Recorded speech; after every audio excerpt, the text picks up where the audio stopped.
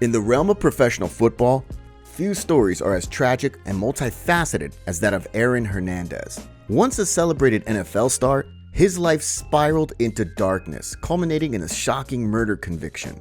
In this video, we'll explore the rise and fall of Aaron Hernandez, tracing his journey from a promising athlete to a convicted felon, and examining the factors that led to his dramatic downfall. Join us as we uncover the complexities of his life and the impact of his choices.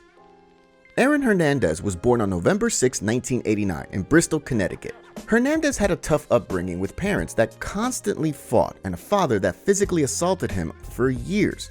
As an adult, Hernandez remembered his mother throwing his father out of the house on multiple occasions, but would always let him back in.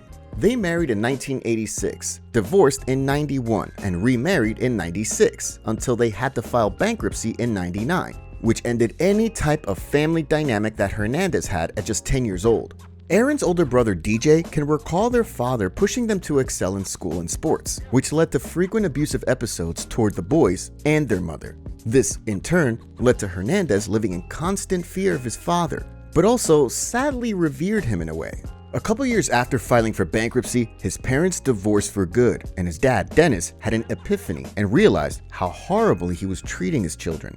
He was then able to turn his life around and became a solid father figure that Hernandez had been yearning for his whole life. However, in January 2006, Aaron's life was turned upside down after his father died of complications from a hernia surgery.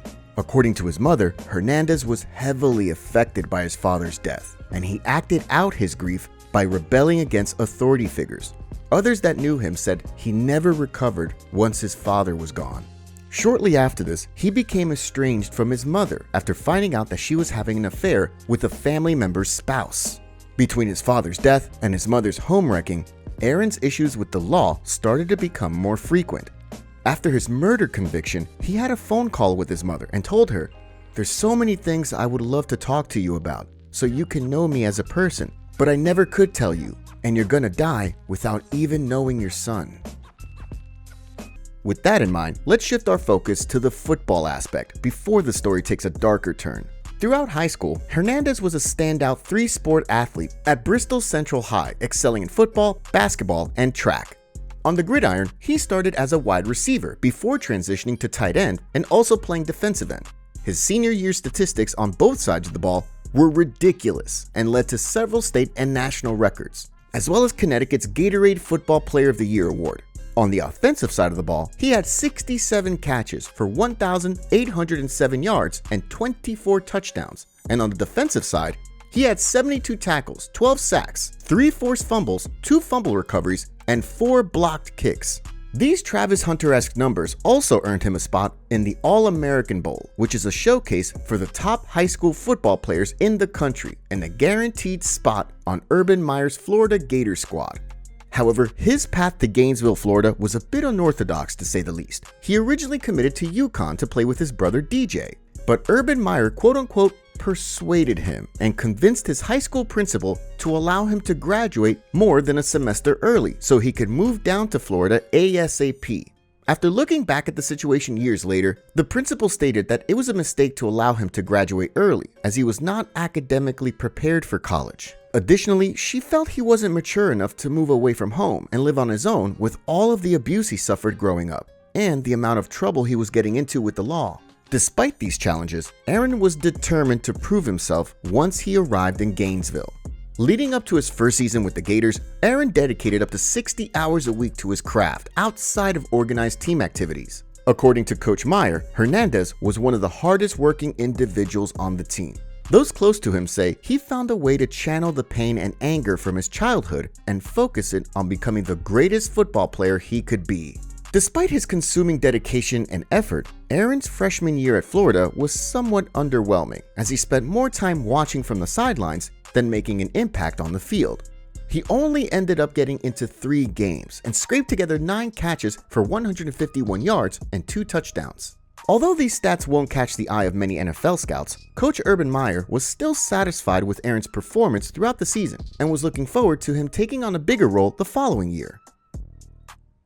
Unfortunately, that bigger role had to wait an extra week as Hernandez failed a drug test and was suspended for a game to start his sophomore year. This setback ended up having a negative effect on Aaron's season as he turned in another mediocre year with 34 receptions, 381 yards, and 5 touchdowns. Although he didn't have the year everyone was expecting, he did play a crucial role in the 2008 BCS championship game against the Oklahoma Sooners, as he led the Gators in receiving yards with 57 on 5 receptions. This effort led to a 24-14 victory and helped the Gators capture their second championship in 3 years. Still riding the high from hoisting the trophy the previous year, Hernandez put together an impressive 68 catches for 850 yards and 5 touchdowns during his third and final year at Florida. This effort won him the John Mackey Award, which is granted to the nation's best tight end, and he was selected to the All-SEC First Team and recognized as a First-Team All-American. Despite an impressive year, Hernandez's off-field issues really began to emerge by the end of his junior year. Coach Meyer informed Hernandez that he wouldn't be welcomed back for a 4th year due to his excessive alcohol and failed drug tests, 11 to be exact, and told him to try his luck in the draft. And just like that, Hernandez was no longer a Gator and finished his college career with 111 receptions, 1,382 yards, and 12 touchdowns. Despite being considered one of the top tight end prospects, to no one's dismay, Hernandez's draft stock plummeted due to his off-field issues and character concerns. Teams such as the Indianapolis Colts, Cincinnati Bengals, and Miami Dolphins opted to remove Hernandez from their draft boards entirely. Hernandez, trying to salvage some of the zeros in his signing bonus, acknowledged these concerns during pre-draft interviews, admitting to marijuana use, and even writing a letter to all 32 teams, offering to undergo drug testing every other week as a rookie. Ultimately, the Patriots decided to take a chance on him in the 4th round with the 113th pick, signing him to a 4-year, $2.37 million contract with a reduced $200,000 signing bonus as a precautionary measure due to his troubled history. Over the next 3 years, Hernandez played a pivotal role in the Patriots' success and even helped them to a Super Bowl in his 2nd year. He became the youngest pass catcher ever to have over 100 yards receiving in a game at the ripe age of 20 years and 317 days. Him and his counterpart, Rob Gronkowski, formed one of the greatest tight end duos in history and set a record in 2011, combining for 169 receptions, 2,237 yards, and 24 touchdowns. The success of the Hernandez-Gronkowski tandem revolutionized the tight end position, inspiring multiple teams to attempt to replicate the Patriots' effective 12 personnel scheme featuring 2 tight ends, but none achieved similar success. That same year, Hernandez was selected to the Pro Bowl as an alternate, although many analysts feel he was snubbed when San Diego Chargers great Antonio Gates was selected over him. Regardless of a few successful years stat-wise, Hernandez's off-field struggles continued to worsen. It got to a point in June of 2013 where coach Bill Belichick had enough of Hernandez's antics and planned to convince the front office to release him. However, before Bill was even able to get out of his chair and make his way down the hall, the news dropped of Odin Lloyd's murder, and all hell broke loose. Odin Lloyd, a 27-year-old semi-professional football player and boyfriend of Hernandez's fiance's sister, was found dead in an industrial area near Hernandez's home in North Attleboro, Massachusetts on June 17, 2013. As police began their investigation, they quickly focused on Hernandez after discovering surveillance footage that placed him and Lloyd together on the night of the murder. Hands in the air, Aaron Hernandez as if he's feeling no pain less than an hour and a half before Odin Lloyd's murder. On June 26, 2013, Hernandez was arrested and charged with first-degree murder, as well as several firearm-related offenses. He pleaded not guilty and was indicted by a grand jury in August of that year. The trial commenced in March 2015, capturing significant media attention due to Hernandez's high-profile status as a former New England Patriots player. The prosecution argued that Hernandez had a motive to kill Lloyd over a perceived slight, presenting evidence that included text messages and surveillance video. The defense countered that the evidence was circumstantial and insufficient to prove Hernandez's guilt beyond a reasonable doubt. After weeks of testimony and deliberations, the jury found Hernandez guilty of first-degree murder on April 15, 2015. leading to a life sentence without the possibility of parole. While in prison, Hernandez displayed a range of behaviors that perplexed those around him.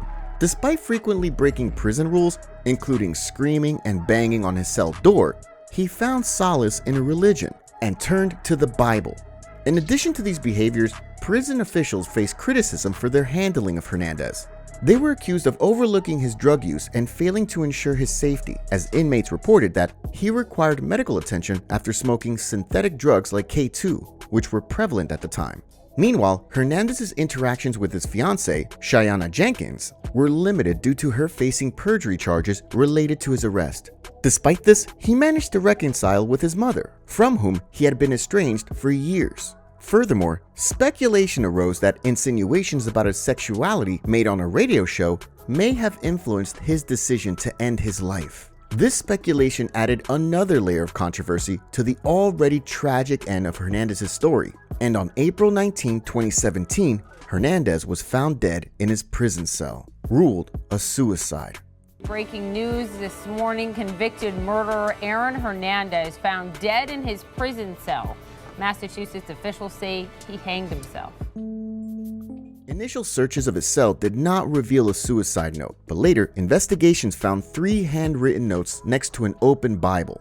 The notes included a reference to John 3:16, written on Hernandez's forehead, and contained messages to his attorney, fiancé, and daughter. The prison cell also contained disturbing drawings and signs referencing the Nation of Gods and Earths, a black supremacist movement. The official autopsy confirmed the death as suicide by hanging. Hernandez's tragic end and the circumstances surrounding it sparked discussions about mental health, particularly in relation to athletes who suffer from conditions like chronic traumatic encephalopathy, or CTE, which is a brain disorder linked to repeated head trauma. After the autopsy, his brain was sent to researchers at Boston University and diagnosed him with stage 3 CTE, which is the third of 4 stages of the disease. The researchers described his brain as a classic case of the pathology associated with CTE. This diagnosis highlighted the serious impact of repeated head trauma, which Hernandez suffered throughout his football career. While he only had 2 confirmed concussions, the Boston Globe suggested that he likely suffered much more unrecorded head trauma during his career. CTE is known to be associated with a range of symptoms, including poor judgment, lack of impulse control, aggression, anger, paranoia, emotional volatility, and rage behaviors. The researchers noted that these symptoms might help explain some of Hernandez's criminal acts and erratic behavior, and why he experienced several migraines and memory issues while in prison. Moreover, Jose Baez, Hernandez's attorney, observed similar symptoms during their meetings. Hernandez exhibited a mix of keen insight and unusual memory gaps for someone his age. This insight into his condition underscores the broader issue, as Hernandez was one of at least 345 NFL players diagnosed with CTE after their deaths. This situation highlights the ongoing concern about the long-term effects of head injuries in football and other contact sports. Aaron Hernandez's life story is a poignant reminder of the high cost of fame and the hidden struggles that can accompany athletic success. From his impressive football career to his shocking criminal activities and eventual death by suicide, Hernandez's tale highlights the complex intersection of mental health, celebrity status, and professional sports. His posthumous diagnosis of CTE underscores the severe impact of repeated head injuries, raising important questions about the long-term effects of football. His legacy prompts critical reflection on how we support athletes and address mental health issues, emphasizing the need for greater awareness and care within and beyond the world of sports.